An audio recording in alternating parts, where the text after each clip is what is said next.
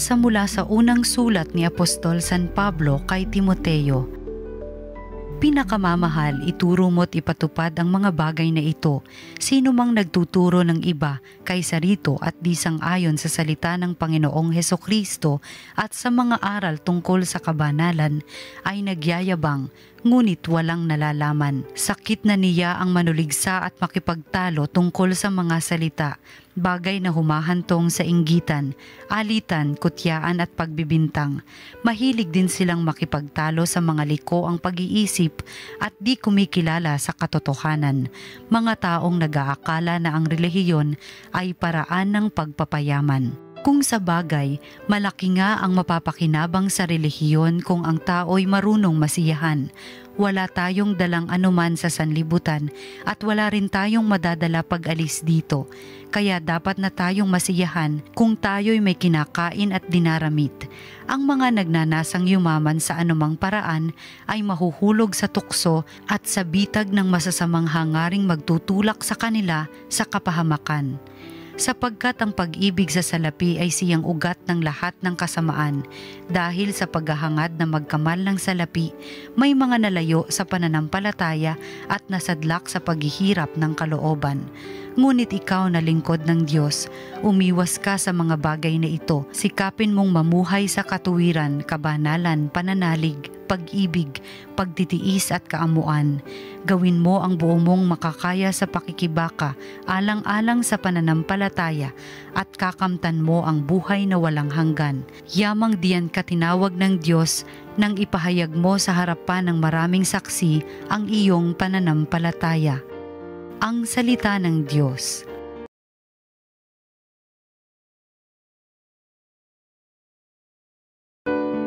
Mapalad ang mga aba, tanging Diyos ang hari nila.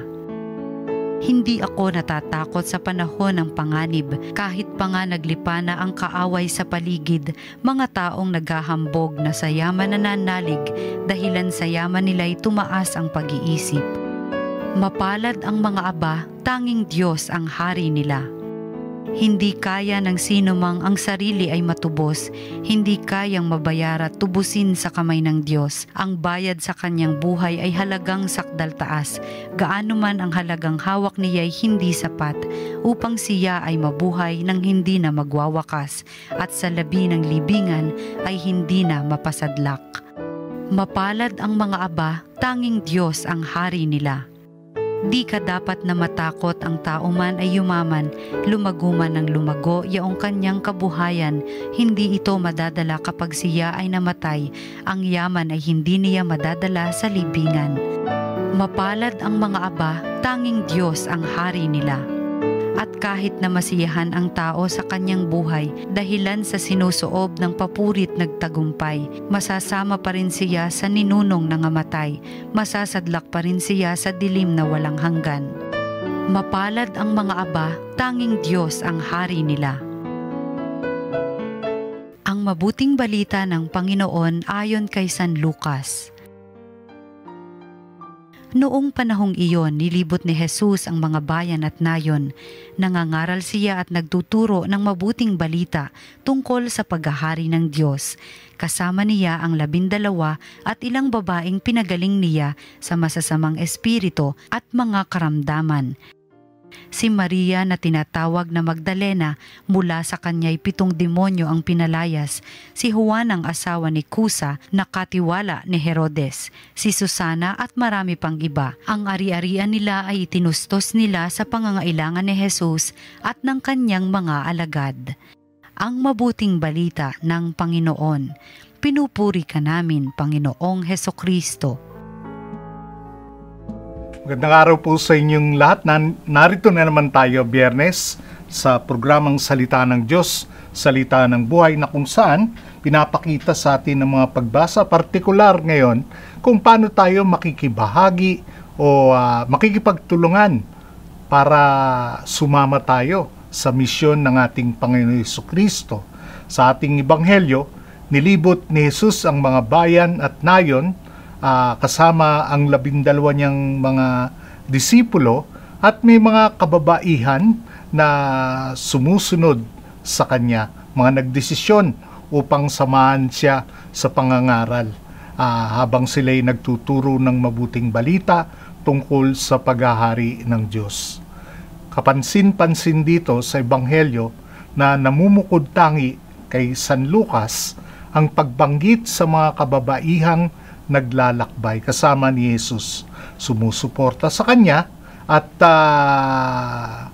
tumutulong sa kanilang mga pangangailangan. Binanggit ang pangalan ni Maria Magdalena na kilala natin na merong madilim na nakaraan at pinalayas mula sa kanya ang mga 7 demonyo. Ang iba ay may kaya, makikita natin dito, at may mga sinabi sa lipunan. Katulad ni Joanna na asawa ni Kusa na tagapangasiwa ni Herodes. Ikatlo ay si Susana na marahil ay kilala, kaya naman pinangalanan din siya ni Lucas. At maring mayroon pang iba na hindi pinangalanan.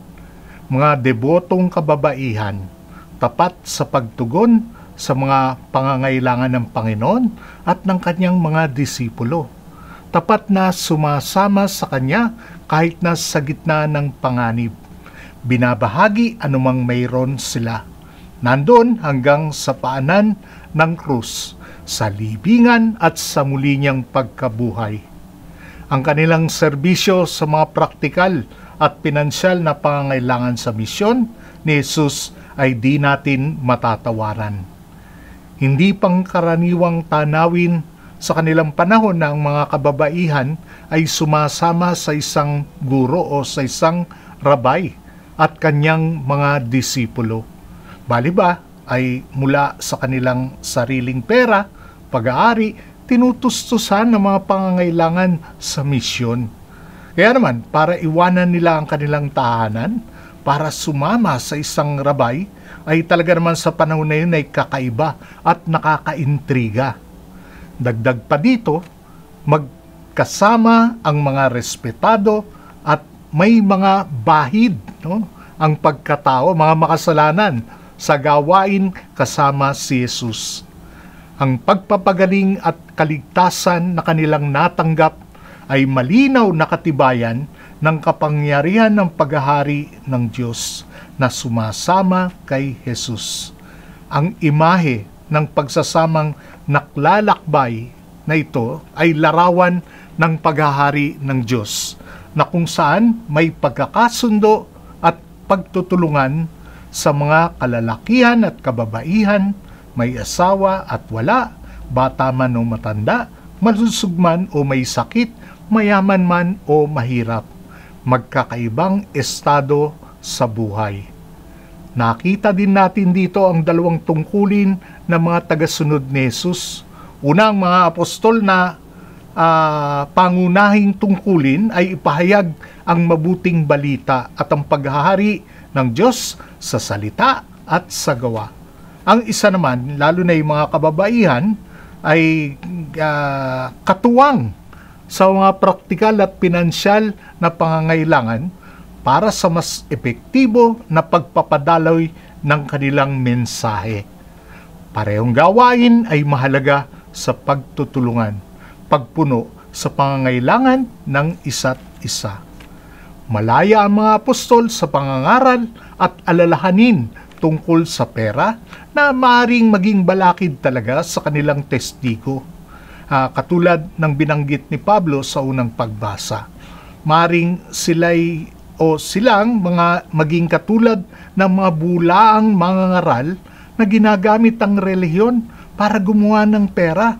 Kasi talaga naman tukso ito. Isang halimbawa natin ay si Judas, di ba? Na may hawak ng pera na maaari siya din ang nangangasiwa nito. Apektado siya ng pananalapi. Kaya naman nakompromiso ang pagsunod niya sa ating Panginoon. Kaya mahalaga na may kanya-kanyang tungkulin o yung karisma sa simbahan na may pagtutulungan. Halimbawa na lamang sa parokya ay mas mabuti yung mga laiko ang nangangasiwa pagdating sa pananalapi, sa mga fundraising at anuman mga bilihin sa simbahan. para yung mga pari, yung kanilang parish priest, ay malaya sa pagpapahayag ng salita ng Diyos at iba pang mga spiritual na pangangailangan ng kanyang kawan. Doon sa amin sa Tondo, malaking bagay ang ginagawa, katulad na lamang ng mga sisters ni Saint Teresa of Calcutta, mga missionaries of charity. Sa pag-aalaga naman sila sa mga may sakit, mga inabandona, habang may mga donors sila, di ba? May mga benefactors na tinutustusan ang kanilang gawain, yung pinansyal at material nilang pangangailangan. Tulong-tulong, no? Hindi pwede gawin mo ang lahat. At pareho sa iba pang mga grupo, ministries na ang gawain ay pangalagaan ang mga nangangailangan, mga maralita, mga homeless, yung mga drug addict.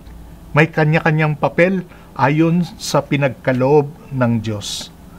Ang mga kababaihang nabanggit, kasama ang 12, ay narinig ang pagtuturo ni Jesus sa paghahari ng Diyos.